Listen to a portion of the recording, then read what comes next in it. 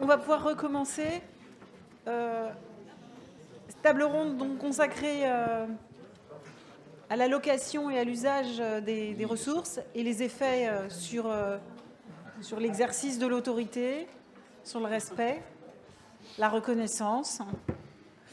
Et à la suite de cette table ronde, qui sera aussi conclue par Pierre-Olivier Monteil, bien que le sujet soit peut-être ait l'air d'être moins dans son champ, mais si. Une pause, et puis on aura donc une intervention sur le travail de Héloïse Hallyday, qui est la star du monde des directeurs en ce moment. Non, mais les travaux suscitent l'intérêt de la profession. C'est vrai qu'on s'intéresse, on va pas dire rarement, mais ça faisait longtemps, je pense, qu'il n'y a pas eu des travaux un peu ciblés sur les directeurs et leur travail, et qu'on est toujours avide d'entendre parler de ce travail dont on pense qu'il n'est pas toujours reconnu. Voilà, donc après cette intervention, surtout, ne ratez pas le focus élection, sinon vous ne saurez pas voter. Voilà. Et vous aurez la responsabilité d'expliquer à vos équipes, vos collaborateurs, parce que c'est ceux qui sont chefs. Merci Nathalie. Bonjour à toutes et à tous. Alors je vais ouvrir donc cette table ronde où on va être sur la thématique de l'allocation des ressources, toujours en lien avec nos deux concepts de respect et responsabilité. Je vais présenter nos 4 intervenants, en commençant donc par les intervenantes qui vont ouvrir le bal. Donc d'abord Nathalie Fourcade à ma droite, qui est donc secrétaire générale du Haut Conseil pour l'avenir de l'assurance maladie. Elle nous dira peut-être un tout petit peu ce que c'est. On est un certain nombre à savoir ce que c'est, mais ce n'est pas inintéressant de redire un petit peu de quoi il s'agit. Donc depuis 2018. Auparavant, vous étiez inspectrice générale de l'INSEE. Vous êtes normalienne, agrégée de sciences sociales et titulaire de 2 masters en économie et en statistique de l'École d'économie de Paris et de l'ENSAE Paris Tech. Vous avez débuté votre carrière à l'INSEE. Et puis vous avez eu une carrière en fait de haut fonctionnaire, on peut dire, dans divers organismes et ministères avant donc d'être au HCAM. Et donc c'est vous qui allez inaugurer effectivement la prise de parole par ce que nous souhaitons, c'est-à-dire un regard qui nous permette de prendre un peu de hauteur, de distance, de recul par rapport à notre thème de cet après-midi. Ensuite, à sa droite, alors une personne que je pense la majorité de l'Assemblée connaît, c'est Zana Briette, donc, qui est directrice d'hôpital, mais surtout et avant tout, aujourd'hui, déléguée générale de la Fédération hospitalière de France. Et c'est à ce titre qu'elle interviendra devant nous avec, on en parlait juste avant de démarrer, on est là pour prendre du recul, mais on est là aussi pour être dans l'actualité, dans ces côtés un peu brûlants. Il faut qu'on soit capable de faire des va-et-vient entre les deux. Donc on demandera aussi à Zainab de nous parler de ces aspects. Alors, à ma gauche, Fabrice Leburg, donc, qui est directeur d'hôpital, directeur des hôpitaux de Saintonge. Il est membre du conseil syndical du 5A CFDT. Il est également membre du bureau de la Conférence nationale des directeurs de centres hospitaliers depuis 2009. Ben voilà. 2009. Et alors, caractéristique qu'il partage avec son voisin, après avoir rejoint la Saintonge, il a commencé sa carrière dans le Nord. Et je ne m'en étais pas perçu, mais effectivement, Emmanuel a cette même caractéristique. Et puis, donc, Emmanuel VI, lui, il est D3S, il est directeur du GCSMS du Val-de-Marne, non loin d'ici, et président, il a été d'ailleurs 2 reprises, donc là, il rempile, pas dégoûté, président donc de la Conférence nationale des établissements pour personnes âgées et personnes handicapées, puisque donc, bien sûr, comme sur toutes ces thématiques, notre but est de brosser le champ d'ensemble que couvre notre activité, c'est-à-dire le sanitaire et le médico-social.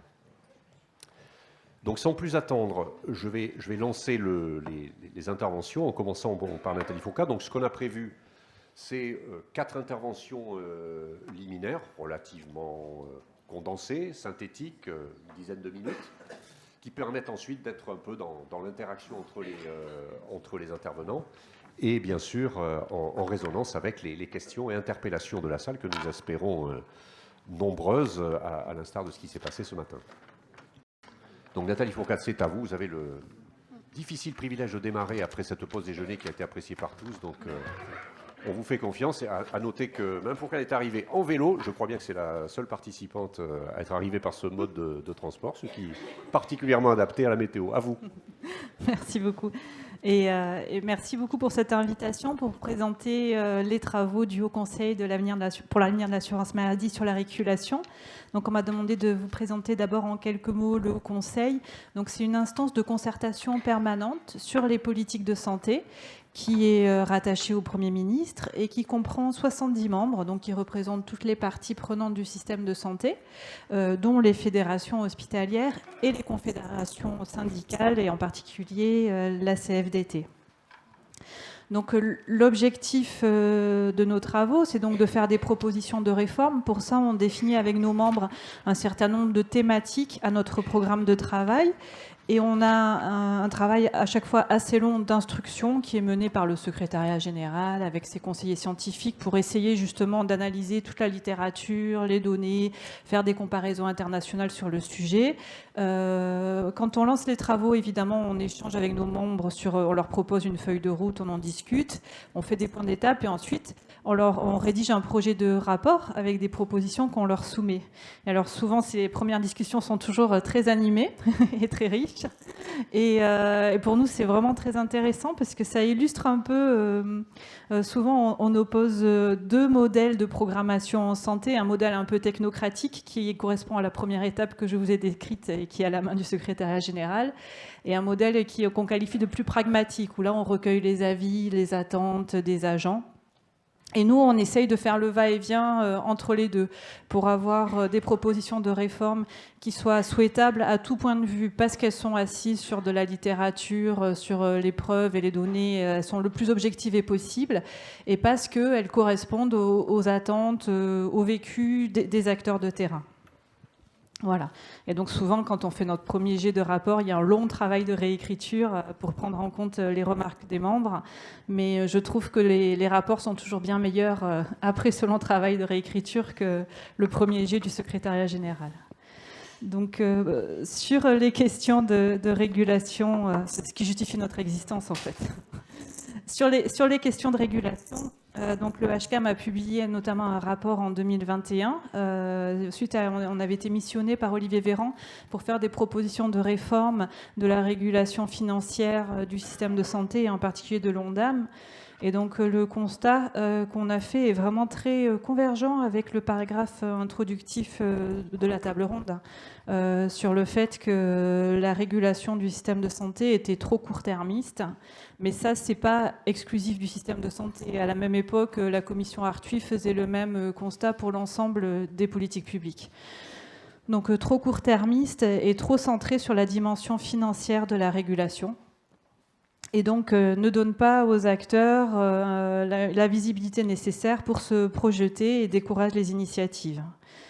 Alors,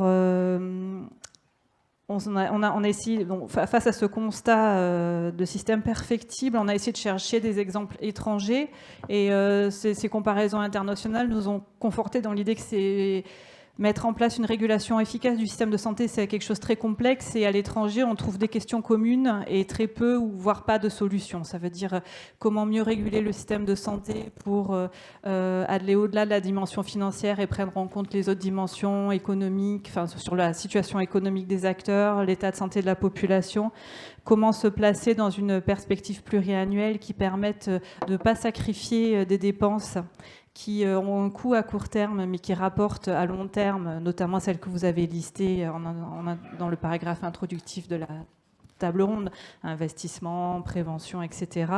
C'est des questions que se posent nos partenaires et pour lesquelles ils cherchent aujourd'hui des réponses au même titre que nous. Et donc ce qu'a d'abord dit le Haut Conseil, c'est qu'il faut se doter d'une trajectoire. Et ça, c'est quelque chose qui manque aujourd'hui en France, avec ce prisme très court-termiste de la régulation. On ne se dote pas d'une trajectoire à long terme du système de santé. Et pour paraphraser Lewis Carroll, si vous ne savez pas où vous voulez aller, n'importe quel chemin vous y mènera. Donc il est indispensable de réfléchir et d'élaborer cette trajectoire.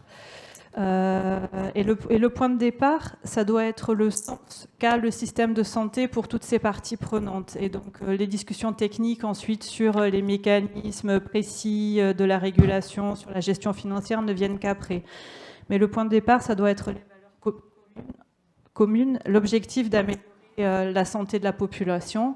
Et donc dans le rapport, on mettait en exergue notamment le préambule de la Constitution qui indique que l'État se doit d'assurer l'égal accès aux soins de toute la population et que ceci n'est pas, le contrat n'est pas rempli aujourd'hui, loin s'en faut.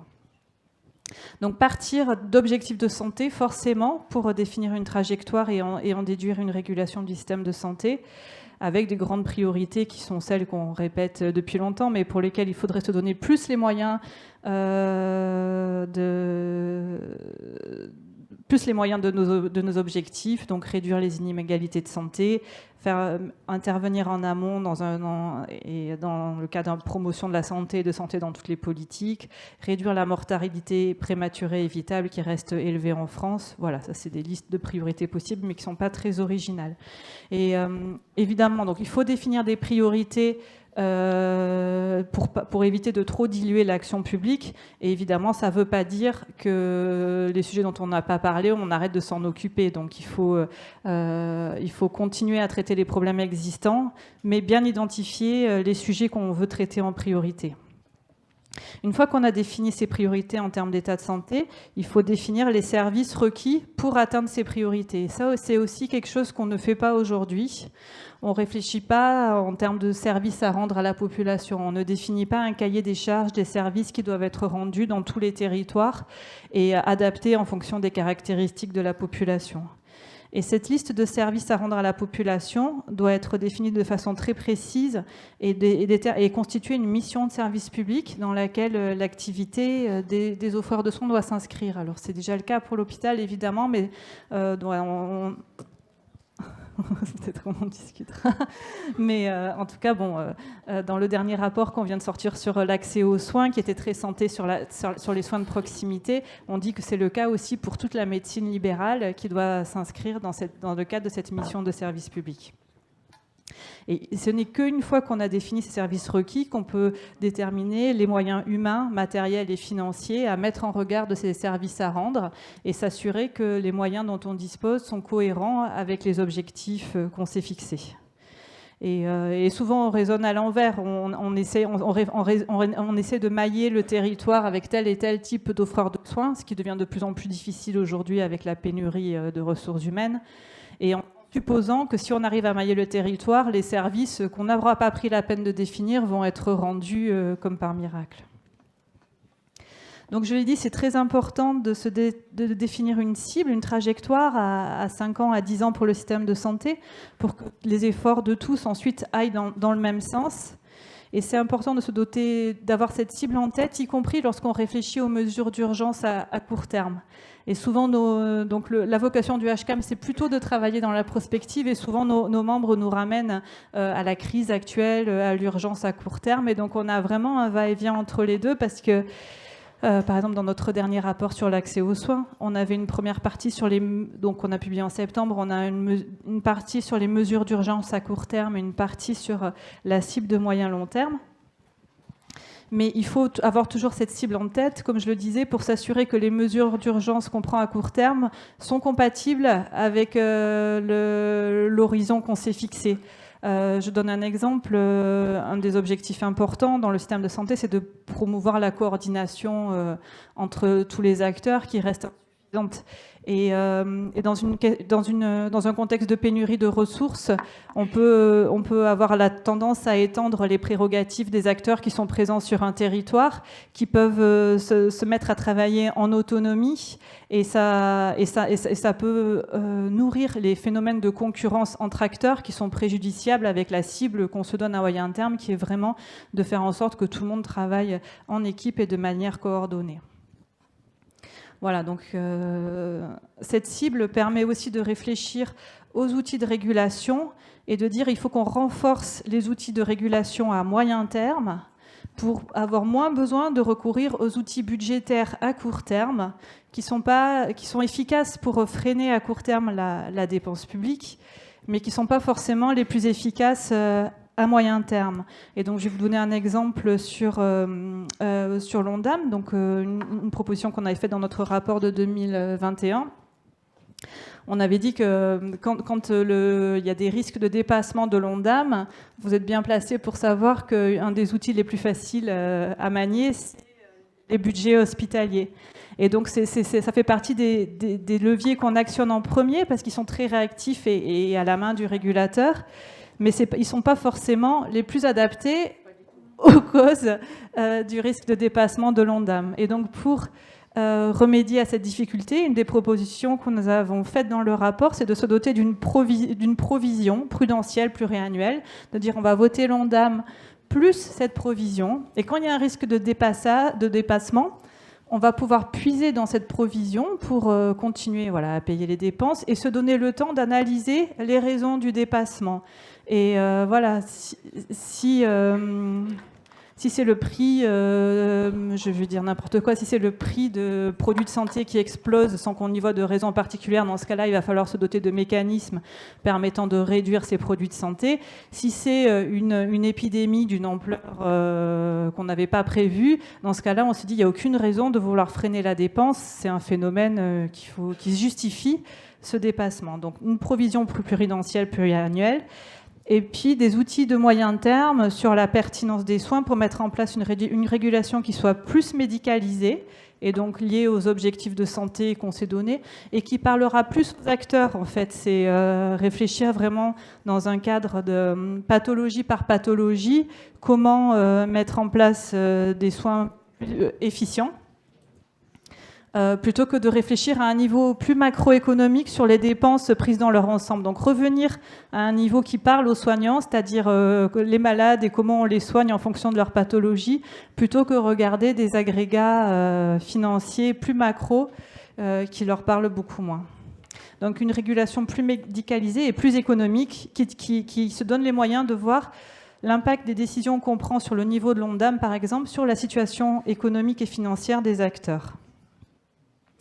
Voilà, je ne vais pas être plus longue. Il y a aussi un sujet, mais qui reste à creuser entre quelle bonne articulation entre avoir une planification au niveau national et garder des marges de manœuvre pour les territoires et comment mettre en œuvre ce qu'on essaye de faire. C'est un principe de subsidiarité, voilà, que les décisions soient prises, seules les décisions qu'il est efficient de prendre au niveau le plus élevé soient prises à ce niveau-là.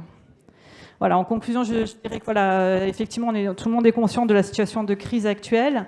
Et suivant un dicton anglais souvent attribué à Winston Churchill, il ne faut jamais gaspiller une bonne crise. Donc c'est l'occasion de s'attaquer à des problèmes qu'on avait identifiés depuis longtemps, mais tant que le système vivotait, il n'était pas urgent de s'y atteler, et sans sous-estimer les difficultés, parce que la réforme qu'il s'agirait de mener d'une ampleur comparable à la réforme de Bray des années 50 et 60, qui s'était accompagnée par un investissement massif dans le système de santé. Donc avec les cessions des finances publiques qu'on sait, c'est plus compliqué. Et si on veut se remettre à privilégier des dépenses d'avenir, il faut en quelque sorte payer deux fois. Investir dans la prévention tout en continuant à soigner les maladies qu'on n'a pas pu prévenir.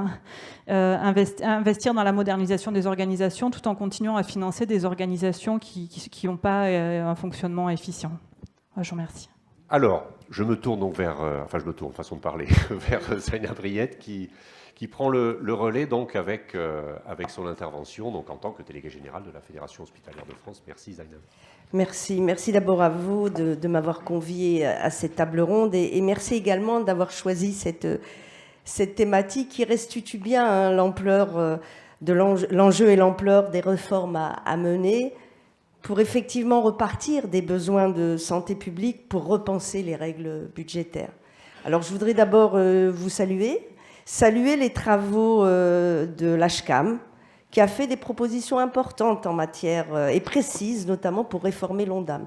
Sur la question des dépassements, on en reparlera, parce que je peux vous garantir que les établissements publics de santé vont certainement pas dépasser leurs objectifs. Ça fait quelques années qu'ils ne les dépassent pas.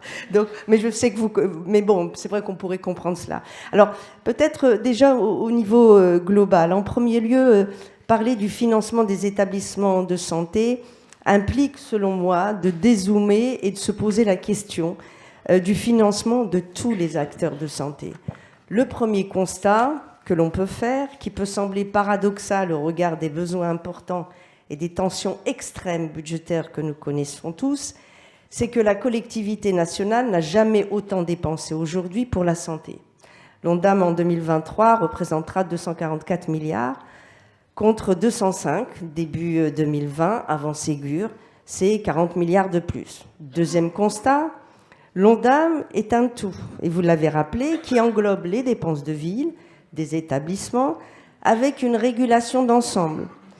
Or, les modalités de régulation pour éviter son dépassement ne sont pas les mêmes selon les acteurs. Et puis, il y a des acteurs où l'on est extrêmement frileux de toucher à certains acteurs. Seul, bien sûr, et vous l'avez dit, et je suis ravie que ce soit vous qui l'ayez dit, que le bras armé de l'État, pour limiter, c'est de limiter les recettes et les ressources des établissements, et donc de les mettre face à des injonctions totalement contradictoires. On y reviendra. Et puis par ailleurs aussi, une autre anomalie, c'est que seuls les établissements sont concernés par la régulation prix-volume, comme par la mise en réserve des crédits en début d'année. Troisième constat, la construction de l'ONDAM privilégie une approche comptable, sans médicalisation ou vision pluriannuelle suffisante. Alors je me réjouis que les travaux vont nous conduire à mener cela. En pratique, une prévision de dépenses est établie d'une année à l'autre, puis des objectifs d'économie en fonction des recettes mobilisables. Je rappelle qu'en 17 ans, il a été demandé 10 milliards d'économies aux établissements, soit 10% de l'ONDAM. Je ne sais pas dans quel autre secteur on a pu faire un tel effort national. D'autre part, même si les lois de financement pluriannuelles donnent à titre indicatif une vision pour 5 ans, l'ONDAM, lui, ne repose pas sur une logique pluriannuelle. Il faut cependant saluer les travaux de l'assurance maladie qui, pour les pathologies chroniques désormais, travaillent de plus en plus selon une approche pluriannuelle en marge du PLFSS. Quatrième constat, plus positif, depuis la crise Covid, le constat est unanime sur ses défauts. Rappelez-vous, avant la crise de l'ONDAM, les non-initiés ne connaissaient pas vraiment, y compris dans les rapports du Sénat et de l'Assemblée nationale qui plaident pour des évolutions de fond. Quelques évolutions sont observées, comme la signature du protocole de pluriannualité de ressources des établissements avec les fédérations, qui a été signé début 2020. C'était vraiment une première. Nous nous sommes battus fortement avec l'ensemble des fédérations et nous venons d'obtenir la signature d'un nouveau protocole. Alors, nous ne l'avons pas encore signé, mais la garantie de pouvoir signer un nouveau protocole pluriannuel. Sur ces sujets, la Fédération hospitalière de France a des demandes très claires. Nous avons besoin d'une vision pluriannuelle, portée par une loi de programmation. C'est indispensable pour prévoir des investissements, financer la recherche autour d'une vraie stratégie. De même, qui peut croire que nous investirons dans la prévention sans calculer les bénéfices de celle-ci à horizon de 3 à 5 ans? L'autre demande, évidemment, c'est de préserver, de sanctuariser les budgets des hôpitaux publics. Nous nous sommes battus pied à pied ces dernières semaines dans le cadre du PLFSS en ce sens. L'annonce lundi d'une rallonge de 543 millions en atteste, pour un total d'1 milliard supplémentaire en 2 semaines. Donc ça, c'est au niveau global et au niveau de l'ONDAM.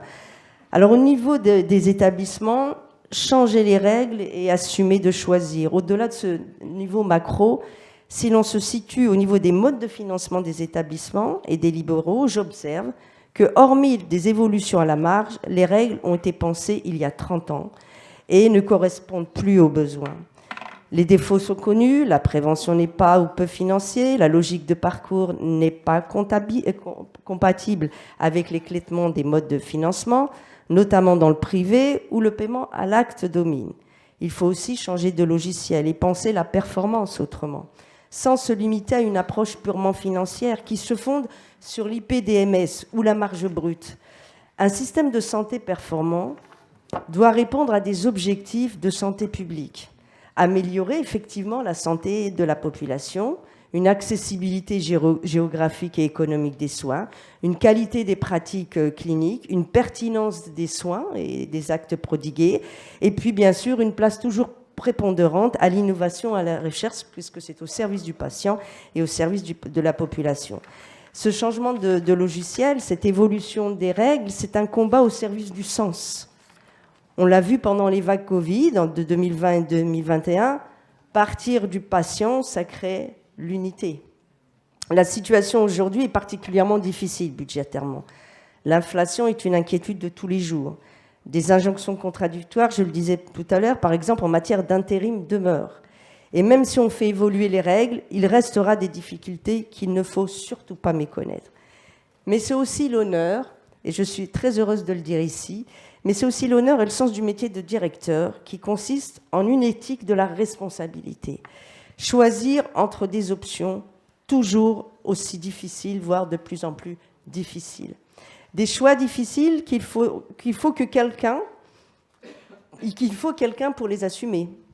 Et ceux qui les prennent, dans la concertation et dans le respect des points de vue divergents, doivent être respectés pour cela.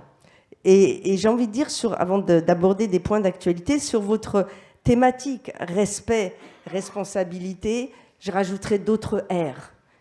Rayonner, faire rayonner ces notions de responsabilité et de respect. Les relayer vraiment et redorer le blason des notions de responsabilité et respect à plus d'un titre. D'abord d'un point de vue sanitaire. Lorsqu'on est dans une situation à risque, on nous a appris à avoir des gestes barrières, donc c'est respecter nos anciens si par exemple on est en situation en la matière. Et on sait que nous sommes en tension dans les hôpitaux. Le respect, dans le monde où nous vivons aujourd'hui, nous interpelle forcément. Et la responsabilité, il est de notre responsabilité au regard des crises, des crises politiques autour de nous, de la crise européenne, de la guerre qui est en Europe, de réagir en responsabilité et en respect, et donc d'un point de vue politique aussi, de ne pas céder à une vision très court-termiste de ce qui pourrait protéger notre démocratie. Et j'en veux pour preuve, par exemple, des sujets. Alors la loi Grand Âge n'est pas encore à l'ordre du jour, mais on espère bien qu'elle va y venir. Mais peut-être que des enjeux sécuritaires qui prennent le dessus sur la loi Grand Âge. Je reviens tout de suite aux actualités, quelques points pour terminer. Alors que le PFSS achève d'être débattu, la FHF se bat pour que le budget des établissements publics soit sanctuarisé du mieux possible. Avec le PLFSS, nous avons été confrontés à une sorte de paradoxe. D'un côté, les chiffres montrent que l'Ondam hospitalier de 2023 croît à un niveau historique de 4,1% hors mesures Covid, bien au-delà de l'Ondam de ville.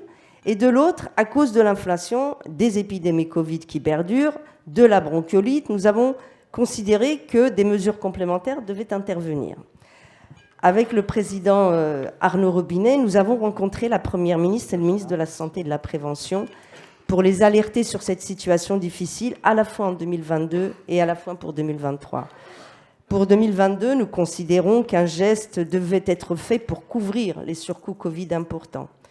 Et bien sûr que les mesures Braun, enfin la mission Flash, devaient être financées. Le milliard complémentaire annoncé ces derniers jours répond à une grande partie des inquiétudes, bien que la situation reste très difficile. Pour 2023, alors que la garantie de financement s'achève au 31 décembre prochain, nous avons demandé un mécanisme de sécurisation pour les hôpitaux publics, dont l'activité reste inférieure à celle de 2019, puisque je rappelle, nous avons moins de 2% d'activité au regard de 2019 et comparé aux autres secteurs. Le gouvernement nous a entendus, puisqu'un amendement a été déposé au PLFSS pour créer ce dispositif. Désormais, nous nous battrons pour qu'il soit le plus protecteur, mais aussi incitatif à la reprise d'activité. Notre souhait, c'est un mécanisme sur 2 ou 3 ans qui, en 2023, garantisse un haut niveau de recettes, au moins 90%. Pour les 10% restants, l'idée serait de les valoriser avec les règles habituelles. Enfin, un mot sur les réformes qui restent à mener. Je pense aux soins médicaux de réadaptation. Le gouvernement a souhaité décaler la réforme pour préciser techniquement le dispositif. Comme pour la psychiatrie, nous sommes convaincus que cette réforme verra le jour. C'est indispensable. Au-delà d'autres réformes peuvent être abordées sur la prévention, sur l'investissement, mais je pense qu'on aura l'occasion d'y revenir durant les questions. Merci en tout cas. Merci, Zana.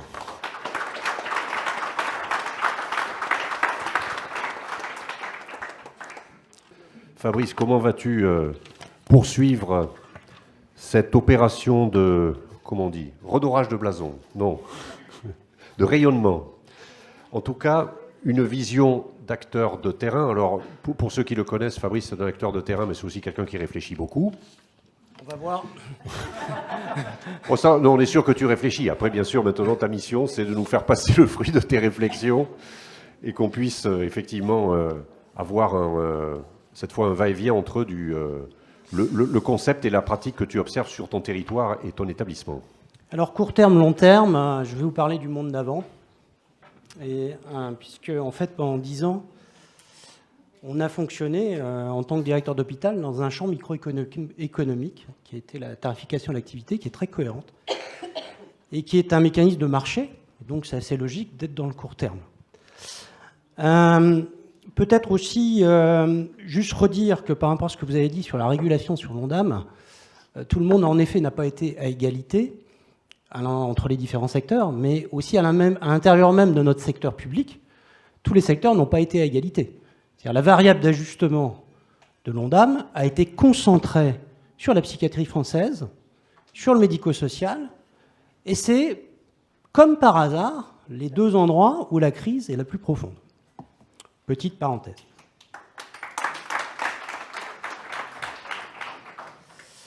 Alors, peut-être je vais compléter ma présentation pour vous dire aussi d'où je vous parle, parce que, comme l'a dit Francis, la conférence des directeurs, c'est un monde de diversité, ce qui rend d'ailleurs la mission du président de la conférence particulièrement difficile, parce que les consensus sont extrêmement compliqués à élaborer, puisque chacun parle de son territoire, chacun parle de son établissement.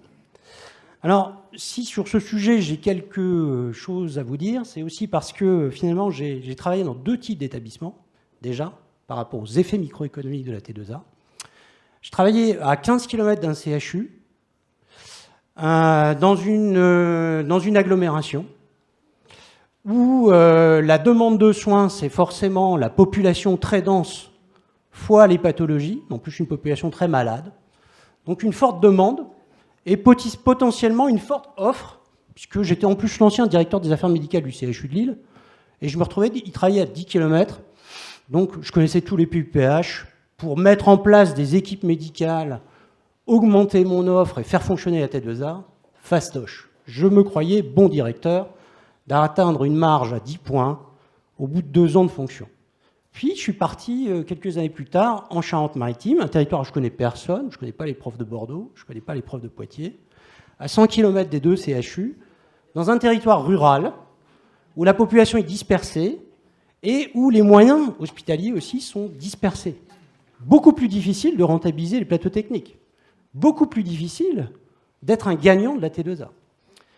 Ce qui montre aussi que, et puis, la dernière chose aussi que je veux vous dire sur ce que j'ai fait, c'est qu'entre 2014 et 2016, Marisol Touraine m'a donné l'honneur de travailler avec Olivier Véran sur la commission Véran, qui a travaillé sur le modèle de tarification de l'activité. Et j'ai rencontré, en particulier là, les profs de la Paix de Paris.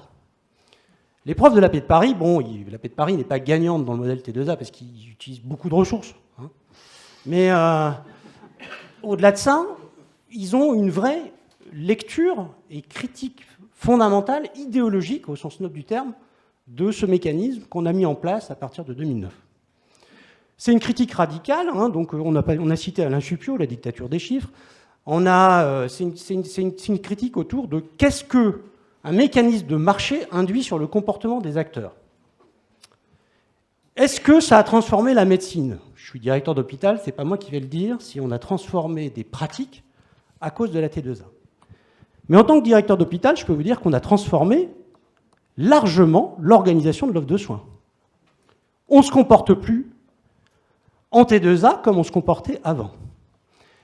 Qu'est-ce qu'on a respecté? Est-ce qu'on a respecté les lois de la République? Non, on a respecté les lois du marché.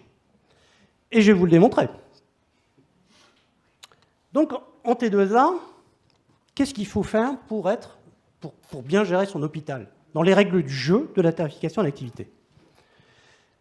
Il faut arrêter de partager le temps médical.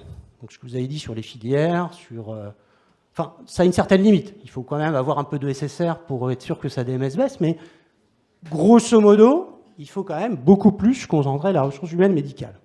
Quand j'étais au CHU de Lille en 2006, je partageais au maximum les assistants à temps partagé, le post-internat.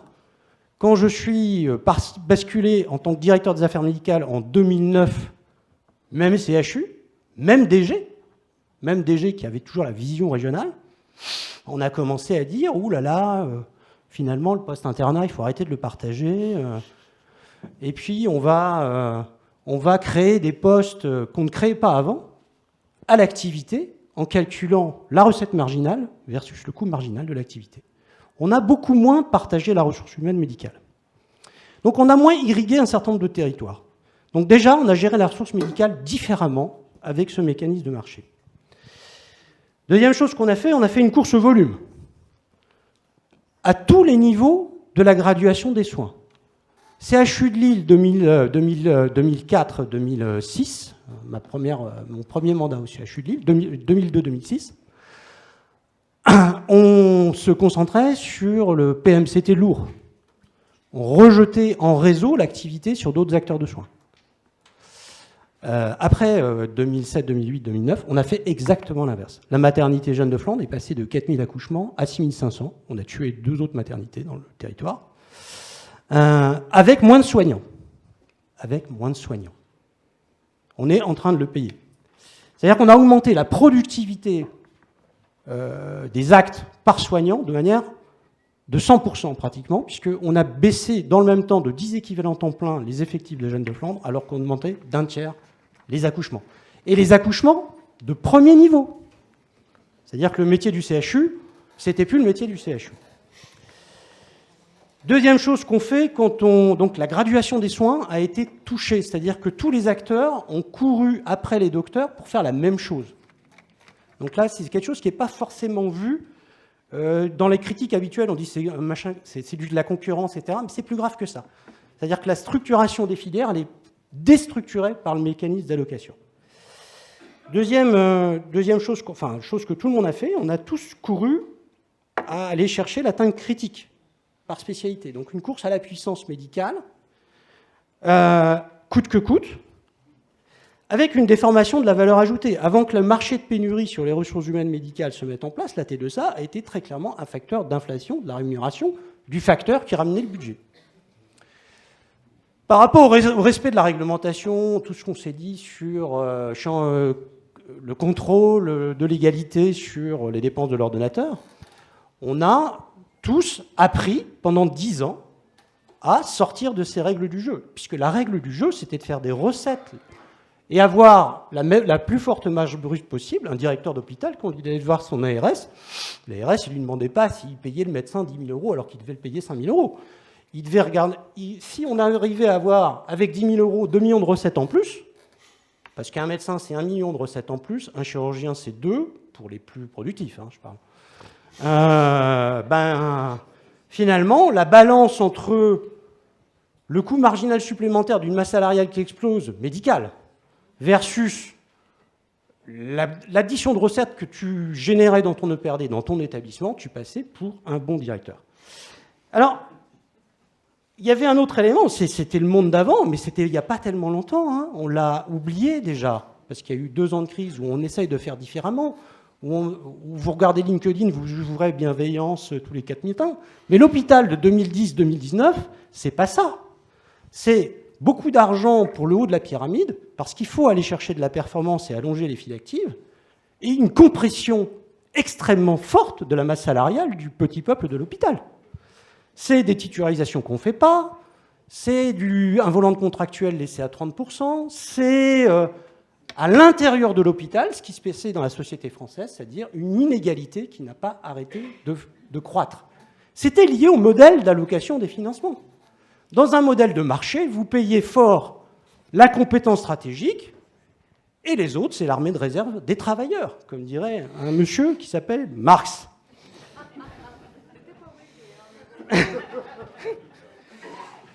Alors, voilà, en interne, l'hôpital est devenu de plus en plus inégalitaire.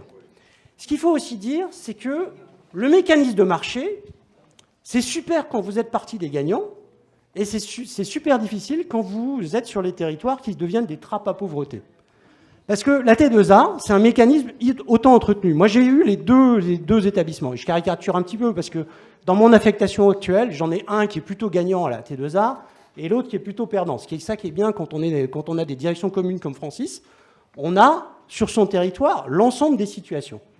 Mais très clairement, il y a une espèce de cercle vertueux qui s'enclenche.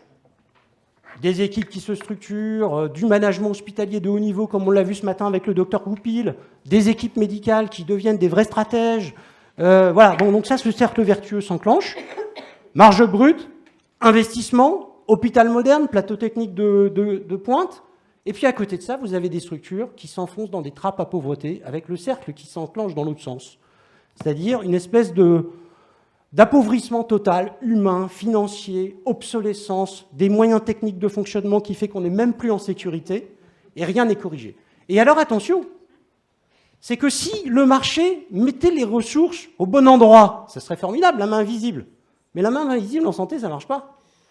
C'est-à-dire que le problème, c'est que les hôpitaux qui étaient gagnants dans le modèle financier de l'allocation de la ressource, on finit par structurer l'offre, mais elle n'a pas été pensée de manière rationnelle et planifiée, comme vous l'avez dit.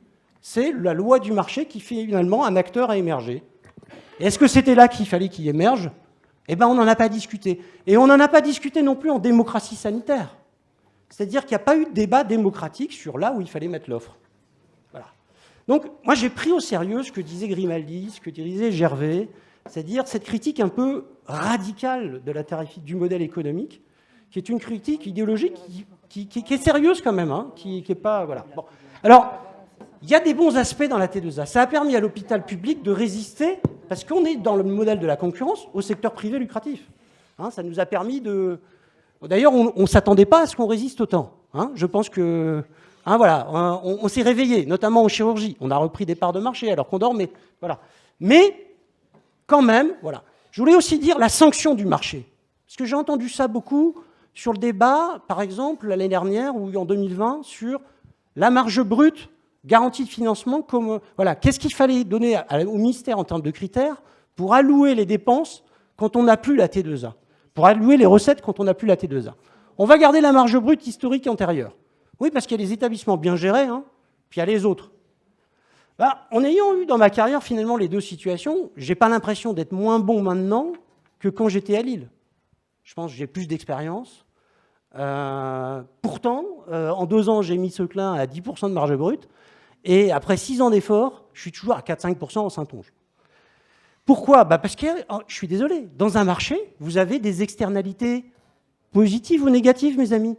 Et vous analysez, vous croyez que c'est vous qui êtes un super gestionnaire quand ça marche bien? Non, non, c'est aussi les externalités positives de votre territoire. Vous avez un SSR qui marche, vous avez des médecins libéraux qui peuvent prendre le relais, ce qui fait que la DMS est courte, etc., etc., etc. Mais il y a des territoires, il y a des externalités négatives. Voilà. Alors, quelques petits points, quelques petites marges d'espoir. Il paraît qu'il fallait qu'on donne une lumière au bout d'une intervention qui est forcément un peu sombre. Alors, moi je suis intéressé par les modèles d'allocation populationnelle. Je trouve que c'est intéressant. C'est très compliqué quand même, hein. Mais c'est quand même intéressant parce que justement, on tient compte d'un certain nombre de critères qui est lié à la population. Dans ces modèles-là, quand j'analyse un petit peu ce que fait la DGOS sur, par exemple, le financement des urgences, il y a aussi l'idée d'un référentiel de moyens. Donc on se redit, plutôt que d'être dans un mécanisme de marché, on regarde un petit peu les moyens qu'il faut pour bien faire la qualité et bien faire les choses. Et ça, c'est plutôt pas mal. Donc je trouve que dans ces modèles-là, il y a des choses qui sont tout à fait intéressantes. Deuxième chose, on l'a dit, on est court-termiste, on n'investit pas sur la prévention, je voudrais aussi quand même le dire. On commence à avoir des petits financements, des petits bouts de financement qui sont mis en place. Alors ça n'a rien à voir avec les millions qu'on gère avec la T2A, mais c'est vrai, on a des budgets de programme qui sont un peu moins courts en termes de durée de mise en œuvre. Ça reste toujours des crédits d'amorçage, malheureusement, et pas des crédits pérennes pour payer des ressources pour l'aller vers, pour l'éducation à la santé, etc. Donc il y a quand même ces petits éléments-là qui se mettent en place. Et je dirais, il y a un autre élément qui me semble intéressant dans la crise actuelle, c'est qu'aujourd'hui, bon, la T2A, on l'a mis de côté, on a un système avec des offres qui s'effondrent, et ça oblige l'agence, sur certains territoires, et nous, on l'a martelé au niveau de la conférence, on le martèle au niveau de la FHF, aussi au niveau de l'Aquitaine. On essaye de dire à l'agence, il va y avoir des secteurs où, par la démographie médicale, ça commence par la PDS, il va y avoir un effritement, un effondrement. Il y avait la Sarthe ce matin. Il ne restait plus que 2 ou 3 SMUR en Sarthe cet été. Il y avait Le Mans qui fonctionnait. Et puis tout le reste, c'était des ECMU. Il n'y avait plus de médecins dans les voitures. Il n'y avait plus de services d'urgence. Des services d'urgence à 30 000 passages ont fermé. Voilà. Laval, bon, voilà. Mais il n'y a pas que Laval, quoi. Bon. Et là, pour le coup, l'agence est en train de sortir du bois. C'est-à-dire qu'elle dit, à travers des schémas de crise départementaux, ce qu'il faut tenir. Donc, il y a des choses qui sont plus importantes que les autres. Ce qu'il faut tenir, c'est ce qu'il faut financer. Donc, il faut peut-être repartir sur qu'est-ce qu'on veut vraiment qui tienne et qu'on ait aussi ce débat démocratique sur chaque territoire. Qu'est-ce qu'il faut tenir pour que la population soit en sécurité? Et ça, il faut le financer. Après, les modèles très compliqués. Vous voyez, la T2A, c'est un truc où on a complexifié à l'infini. Après, en 2017, on a voulu activer le SMUR. Vous avez vu, vous avez regardé de près le modèle 2017 du SMUR. Donc, si vous êtes au-dessus de 1750 sorties SMUR, vous avez droit à un nombre de... Alors, l'État décide qu'il faut 2 SMUR sur un hôpital, et donc c'est un coût fixe. Dans le SMUR, vous avez des voitures, vous avez un médecin, vous avez une infirmière, c'est un coût fixe, c'est 3,5 millions. 2 SMUR, c'est 3,5 millions. Et vous avez un modèle à l'activité qui, en fonction du nombre de sorties, sans tenir compte de la durée de la sortie, vous faites 80 km ou 5 km, c'est la même chose, qui va vous financer différemment votre SMUR. Donc la T2A, c'est aussi ça, c'est-à-dire on décide qu'il y a une mission de service public qui est importante et on la finance à 50% à certains moments, ce qui veut dire qu'il faut faire de la marge sur une autre activité pour financer une mission de service public. Donc je crois que les brûlés, on l'avait vu dans la commission Véran, les brûlés, c'est financé à l'activité. Donc, quand on décide qu'il faut un service de grand brûlé quelque part, il faut financer les coûts de ce service. Et puis, on espère qu'il n'y aura pas de brûlés sur le territoire. On ne va quand même pas faire des incendies pour rentabiliser ton service des brûlés. Bon. Et c'est la même chose sur les soins palliatifs. Vous regardez tous ces modèles de financement, très compliqués. En fait, il y a vraiment énormément de biais. En tout cas, ce que je voulais vous dire, c'est qu'en réalité, ces mécanismes de marché ont vraiment changé notre manière de faire, notre manière de gérer les ressources humaines médicales, notre manière de gérer la graduation des soins sur les territoires. Ça a été un peu corrigé avec les GHT, mais insuffisamment. Et donc, en effet, il est temps d'inventer d'autres choses. Et on sent que c'est difficile d'inventer un autre mécanisme d'allocation. Et ce n'est pas qu'il est mauvais, ce mécanisme d'allocation, mais il entraîne un comportement des acteurs. Et moi, je relis ça de manière un peu générale à ce qu'on appelle l'ordolibéralisme. C'est-à-dire qu'on a mis les politiques publiques. Les politiques publiques sont au service du marché. C'est-à-dire qu'on crée des règles de marché dans tous les secteurs. Sur l'énergie, c'est la même chose. Vous avez vu comme c'est formidable, les prix devaient baisser. C'est ma conclusion. Merci, Fabrice.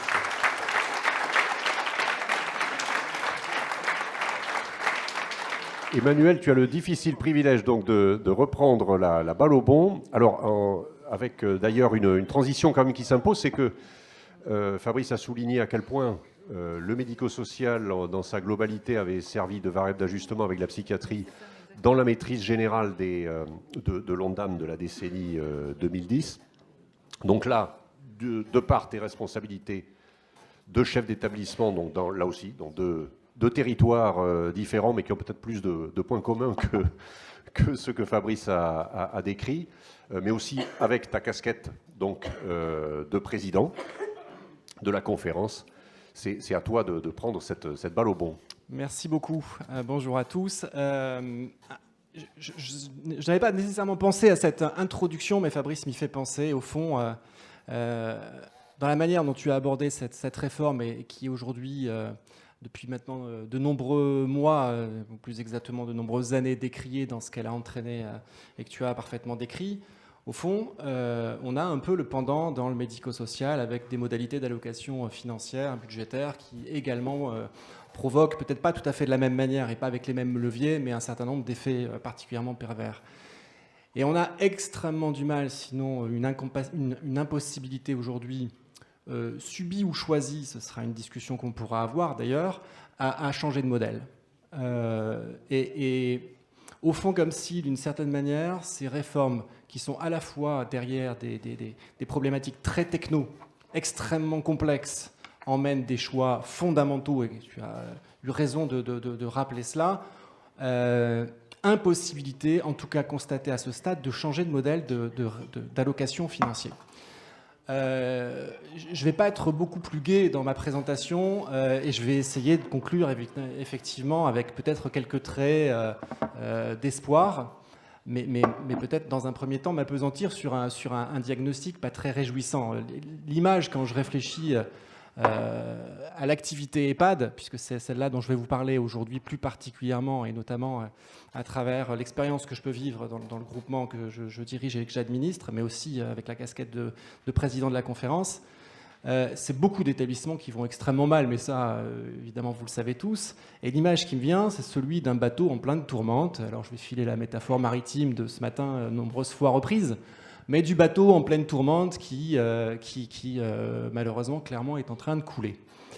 Et le directeur et ses équipes d'ailleurs dans les cabines voient au fur et à mesure que le bateau s'enfonce, l'eau monter et laisser de moins en moins d'air, et donc essayer de choper quelques dernières aspirations avant l'asphyxie. C'est un peu cette image-là qui me vient, vous comprenez qu'elle n'est pas très réjouissante, et que pour complexifier le tout, ou en tout cas pour ajouter à un pessimisme ambiant, l'inflation qui vient peut-être précipiter davantage encore l'esquif vers le rocher. Mais je décrirai et j'y reviendrai. Pourquoi on en est là? La question, elle est là, au fond. Ça fait des années et des années qu'on dit que le système n'est plus d'actualité et qu'il doit faire l'objet d'une réforme, au même titre que l'hôpital. Comment ça se fait qu'au bout de tant d'années, on en est encore là? Alors d'abord, je vais essayer de décrire très, très sommairement, parce que ce sont des réalités que vous connaissez, donc je ne vous ferai pas l'injure de vous le faire découvrir, mais quelques problématiques, puisqu'on parle de respect et de responsabilité, de voir dans quelle mesure tout ne coche pas toutes les cases. Concernant déjà l'allocation de ressources, du point de vue du législateur, on peut parfaitement se dire en conscience que la responsabilité est prise quand, au 31 décembre, la loi de financement de la sécurité sociale est votée. 4 mois plus tard, effectivement, le processus a mis 3 ou 4 mois, donc tout est absolument normal. Mais si on se place du point de vue du directeur d'établissement, au fond, la LFSS est votée, ça donne lieu ensuite donc à l'OGD, qui contient donc l'OGD, donc les ONDAM, les sous-ONDAM, l'OGD, l'instruction budgétaire, puis les déclinaisons dans les régions par les dotations régionales limitatives, et enfin les allocations budgétaires dans les établissements. Ce qui nous emmène, grosso modo, dans le calendrier, au mieux en avril, au pire en juillet. Comment, dans une logique de PRD, qui normalement doit s'inscrire dans une pluriannualité, une prévision budgétaire, une capacité à projeter ses investissements et donc dégager les marges qui le permettent. Comment, recevant des allocations budgétaires aussi tardivement, rendre compatible avec une responsabilité budgétaire? Il y a là quelque chose de finalement assez fondamentalement impossible, et une équation qui n'est pas tenable. Par ailleurs, aujourd'hui, ce qu'on constate quand même dans nos allocations budgétaires d'établissement, c'est que c'est une espèce d'arlequin financier, avec finalement une sédimentation de dispositifs complémentaires les uns avec les autres, desquels ne se dégage pas toujours une ambition et une volonté clairement dessinée. Donc en fait, on se retrouve de plus en plus, année après année, avec des couches sédimentaires financières qui, certes, et c'est plutôt pour le coup ça à saluer, permettent la mise en place de nouveaux dispositifs, et ça c'est très bien, mais l'ambition d'ensemble, elle n'y est pas, en tout cas elle n'est pas décelable. Et c'est surtout que ça n'est pas pluriannuel. C'est-à-dire que le chef d'établissement, quand il reçoit son allocation budgétaire dans le courant de l'année déjà largement entamée, la pluriannualité n'est absolument pas visible. Donc totalement contraire avec l'idée de l'EPRD qui avait été promulguée en décembre 2016. Pourquoi on en est là aussi finalement? Et je vais faire un peu à la manière, assez rapidement, à la manière de Fabrice, un peu l'exégèse de la réforme de la tarification de 2001, très très rapidement. Parce qu'en fait, c'est un des éléments clés de compréhension de là où on en est. En 2001, alors 99, mais traduit réellement dans un décret de 2001, quelle était la problématique et l'ambition du législateur et du gouvernement? C'était de dire, dans les EHPAD, il y a un joyeux mélange des financements entre l'usager d'une part, qui est le premier financeur, le département et l'assurance maladie. Et au fond, les uns et les autres payaient pour pas tout à fait quelque chose de clairement défini. Et notamment le fait que l'usager payait une partie des soins. L'ambition première, elle était là. Et c'était, à l'époque, de mettre, par le biais des sections tarifaires, un financeur en face, effectivement, d'un certain nombre de prestations qui étaient logiquement identifiées. L'ambition était à ce stade assez louable, et d'ailleurs, ça a permis de renforcer, et c'était à l'époque ce qu'on appelait la médicalisation des EHPAD, de renforcer les crédits d'assurance maladie des établissements. Jusque-là, tout va bien. Ça a permis aussi de bien identifier ce que payait l'usager, ce qui n'était pas tout à fait clair. Très bien, dont acte. Mais 20 ans plus tard, la réforme finalement de la tarification n'a pas elle-même été fondamentalement réformée, enfin si peu. Elle est restée dans les mêmes logiques, à ceci près que les logiques des financeurs elles-mêmes ont évolué de manière tout à fait différente. L'État, l'assurance maladie a évolué avec ses propres logiques et les conseils départementaux, les leurs, qui ne sont pas tout à fait compatibles.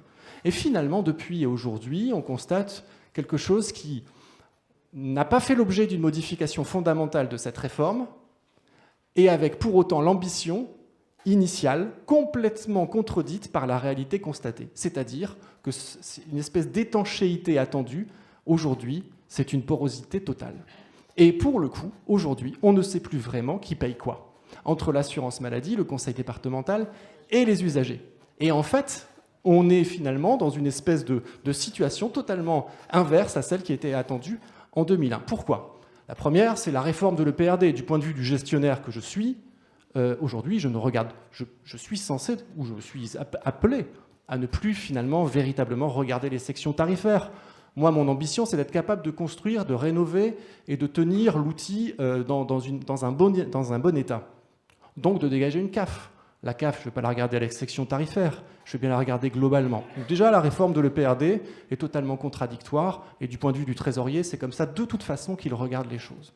La deuxième chose, c'est que la réforme de la dépendance, en décembre 2016, l'État a eu une formidable idée, c'est de se dire, finalement, on va faire converger les tarifs dépendance au sein de chaque département de telle manière à ce qu'il y ait une équité entre chaque établissement dans son allocation budgétaire dépendance dans un département donné. Tollé des EHPAD, vous vous en souvenez, puisqu'on s'est aperçu qu'une majorité des établissements qui subissaient une baisse de leur dotation étaient des établissements publics. Ce tollé a donné lieu à une modification de la réglementation, et c'est là où ça devient effectivement complètement ubuesque, c'est qu'en fait, il a été demandé à l'assurance de maladie de venir compenser la baisse de la dotation dépendance que les départements donc assumaient en bon exécutant de la loi qui s'imposait également à eux. Donc quelque chose qui finalement vient ruiner fondamentalement la réforme tarifaire de 2001, qui pourtant continue bel et bien d'exister. De la même manière, et là pour le coup c'est heureux, quand la crise Covid a nécessité la solidarité nationale, c'est bien pour compenser la totalité des coûts, que ce soit pour les usagers ou les départements. Finalement, la section tarifaire n'existe plus, et pour le coup, c'est assez heureux. De la même manière, aujourd'hui, quand il s'agit de lutter contre l'inflation et d'apporter des concours financiers, on obéit à cette même logique qui vient dépasser complètement les sections tarifaires, qui pour autant persistent. Et donc là, on est dans un temps, dans un moment historique où finalement, on sait tous que le modèle a vécu, qu'il n'est absolument plus adapté, qu'il ne correspond plus à l'ambition initiale de bien distinguer les responsabilités financières de chacun, et que pour autant, on n'est pas capable de produire une réforme de cette allocation budgétaire. Ça se traduit par quoi, in fine, dans les établissements? Les agences régionales de santé, qui globalement sont plutôt assez bienveillantes, je dis bien globalement assez bienveillantes avec les établissements, en tout cas c'est clairement le cas en Île-de-France, la variable d'ajustement, c'est les crédits non reconductibles, ce qui traduit bien en fait une espèce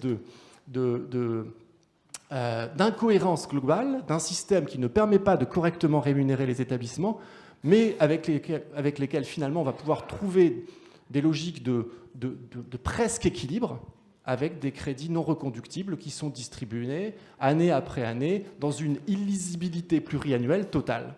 Et au fond, ça place les établissements, et du point de vue du gestionnaire et de leur responsabilité, dans quelque chose qui est complètement en contradiction totale avec la logique de l'EPRD.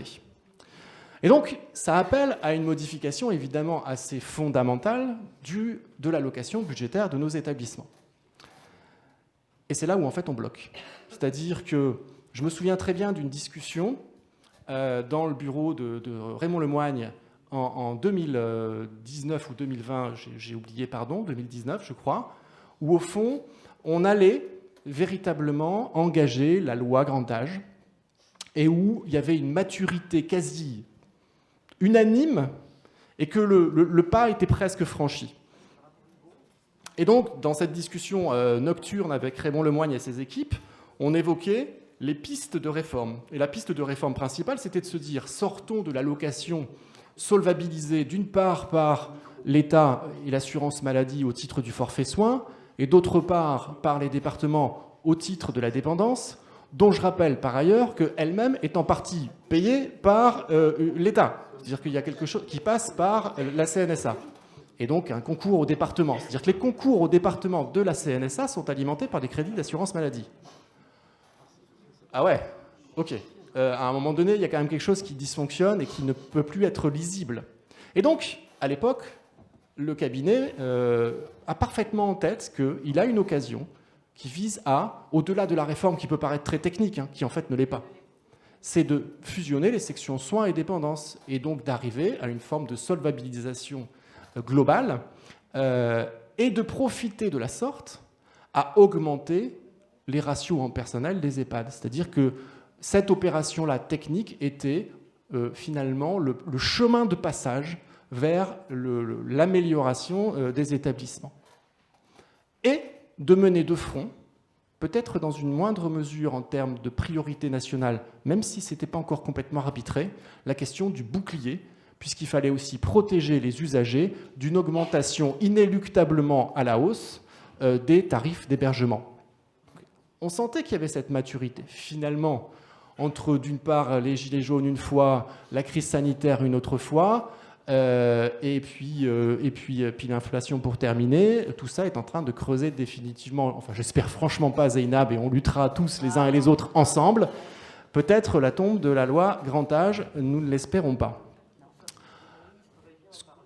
Ce que je veux vous dire à travers ça, c'est ce qu'a dit en fait Fabrice, c'est que le mode de fonctionnement d'allocation, on n'arrive pas à en sortir parce qu'on est dans une technicité qui est très forte et qui nous emmène dans quelque chose dont on n'arrive effectivement à nouveau pas à sortir et qui fait l'objet du coup de patchs correctifs. C'est comme ça aujourd'hui que ça fonctionne. Chaque année, on vient juste corriger le machin pour que ça passe l'année. Alors qu'on sait tous les uns et les autres que ça ne peut pas poursuivre son évolution. Et ce qui est en train de se passer dans les semaines et dans les mois qui viennent est peut-être ce qui va provoquer définitivement l'enterrement du modèle. C'est l'inflation. Aujourd'hui, les établissements sont en train de recevoir ou ont déjà reçu leurs augmentations des tarifs de gaz. x3, x4, x5, x7, ça dépend des contrats initiaux. Comment déposer un EPRD en décembre ou en janvier qui, puisque le gaz...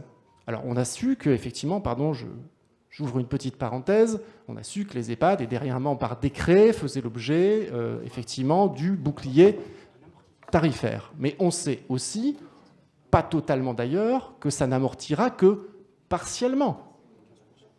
Et dans les projections qui ont été faites par la FHF et celles que moi j'ai pu regarder, on est sur quelque chose qui n'ira pas du tout sur ces niveaux-là. Ça veut dire quoi en fait?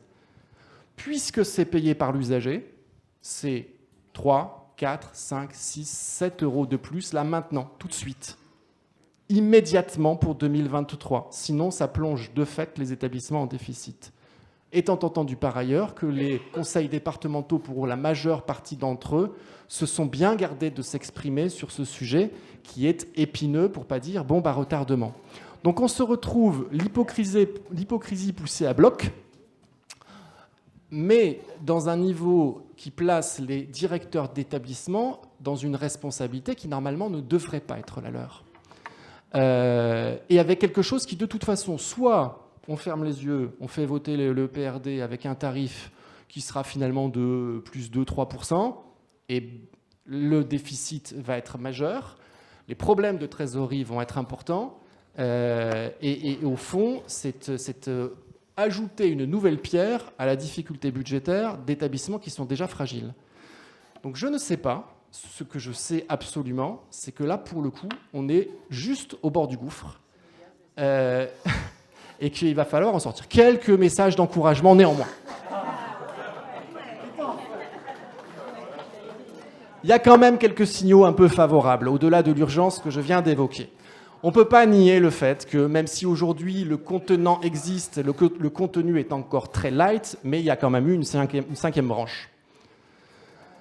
La loi du 7 août 2020 a créé cette branche, elle crée ce contenant dont je parlais. Il y aura un abondement financier en 2024 par prélèvement assez faible d'ailleurs de la CRDS, 0,15%, mais il y a quand même cette ambition et politique d'une part et cette traduction avec un pilotage CNSA d'autre part.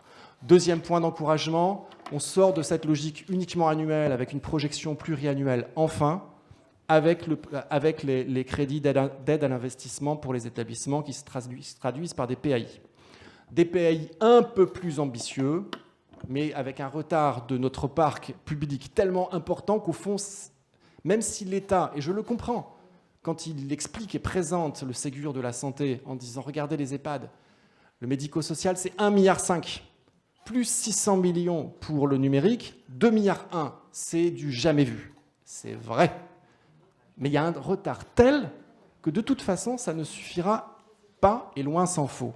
Donc visiblement, dans la transformation de l'offre de nos établissements, ça ne va pas être suffisamment déterminant. Néanmoins, il faut le souligner, et dans une logique pluriannuelle. Troisième point d'encouragement, peut-être les CEPOM. Peut-être. Seul point qui introduit de la pluriannualité, mais qui est tellement engluée dans l'allocation budgétaire elle-même annuelle et elle-même automatique qu'on n'en est pas sûr du tout. Autre point peut-être d'espoir, la CNSA a créé un laboratoire des solutions de demain, vous le savez, qui est censé être une espèce de pépinière d'idées. J'ai le plaisir d'y participer. On a un peu de mal quand même à faire aboutir les projets, mais j'espère qu'on va y arriver. Pour terminer, l'intuition, sinon la conviction qui est la mienne, c'est que quand même, l'État français, OK, a créé des monstres techno que sont la T2A d'une part, la réforme de la tarification des EHPAD d'autre part. Mais enfin, si on est capable de les créer, on est capable d'autre part de les détricoter et peut-être de les réformer. Ça ne se fait pas. Si ça ne se fait pas, soit l'État a perdu en compétences techniques, c'est bien dommage, soit au fond, il ne le souhaite pas et qu'il souhaite juste, pour l'instant, corriger petitement, patch correctif après patch correctif, sans avoir l'ambition réelle de quelque chose de plus fondamental. Nous verrons dans les mois à venir, j'espère pas plus, les années à venir, j'espère pas, que les arbitrages seront quand même cette fois-ci beaucoup plus ambitieux, et ce qui permettra d'ailleurs aux EHPAD de ne pas regarder qu'à l'intérieur de leurs murs. Parce que là, j'ai parlé des EHPAD, mais si on veut, et si on les attend dans leur rôle crucial d'opérateur de transformation de l'offre domiciliaire, il faut qu'ils aient les moyens de le faire. Or, ils sont tellement exsangues actuellement que créer une CRT, créer des alternatives domiciliaires, ça nécessite des forces en présence qui ne sont pas toujours là. Donc, il en va de l'avenir. Je vous remercie. Je vais me tenter un exercice qui consisterait à parler de ce que je n'ai pas entendu. C'est-à-dire qu'on peut, à mon avis, il y a vraiment des thématiques en creux.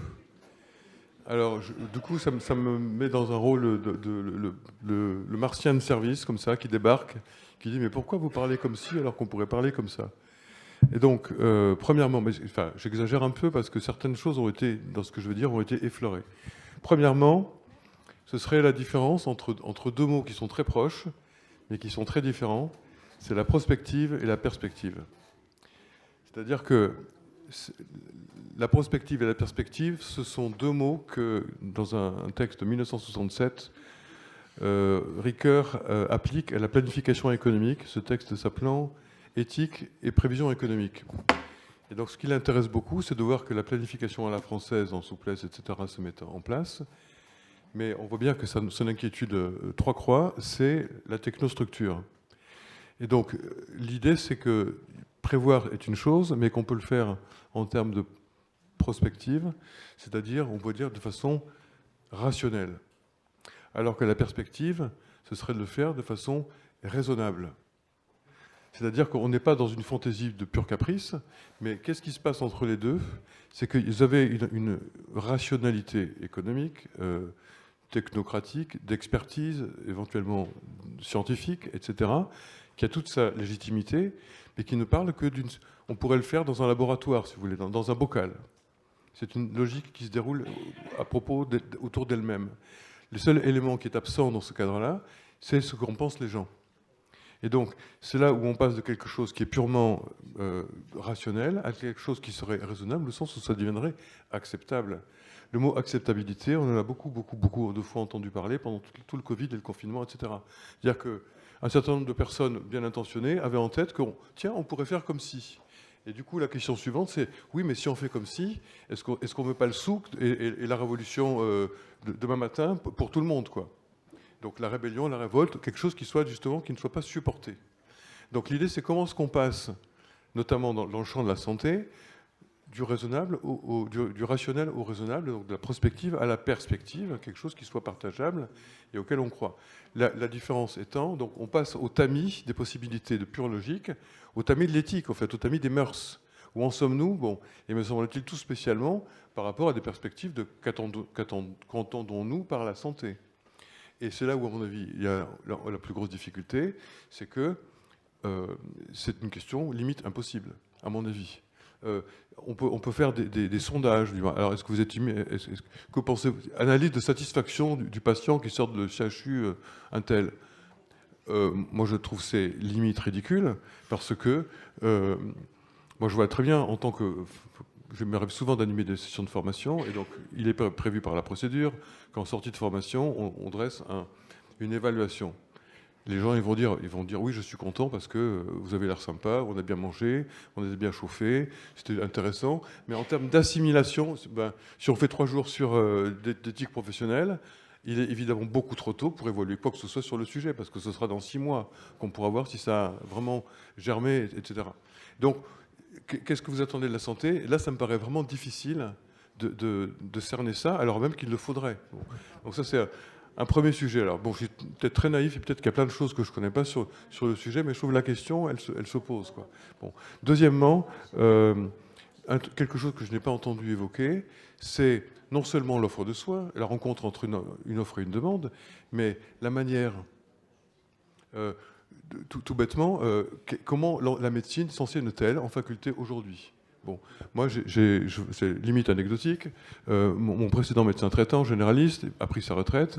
Un jeune tout nouveau vient de débarquer. Et j'ai l'impression très nette qu'il est très fort en médecine, mais que la relation humaine, il est plutôt spécialiste de l'éviter. Bon, donc, si vous voulez, la consultation, ça se fait par l'intermédiaire de l'écran, là. Enfin bon, donc il saisit plein de choses dans son truc, mais par contre, la relation de soins, pour l'instant, elle est absente. Alors je me dis que peut-être il est très bien noté, qu'il a une super thèse, etc. Mais je dirais, du point de vue thérapeutique, c'est absolument désespérant, quoi. Donc je me dis, mais est-ce qu'on va en parler quelque part, ou bien est-ce que ça compte pas? Bon, et donc, cette dimension qualitative de la démarche thérapeutique, est-ce que c'est pris en compte? Parce qu'à mon avis, c'est fondamental. Bon. Où est passée l'expérience clinique? On va dire, ouais, on fait des grands bilans, etc. Oui, mais peut-être qu'on peut s'en passer si on discute 5 minutes autour de la table, quoi. Bon. Alors, ça, c'est le deuxième truc. Et je me dirais, qu'est-ce qui se profile derrière? Est-ce que c'est pas une conception industrielle de la médecine? Voire une conception hydraulique. C'est-à-dire qu'on a de la tuyauterie bien conçue et on va passer dans la tuyauterie une substance idoine qui va produire un effet à destination.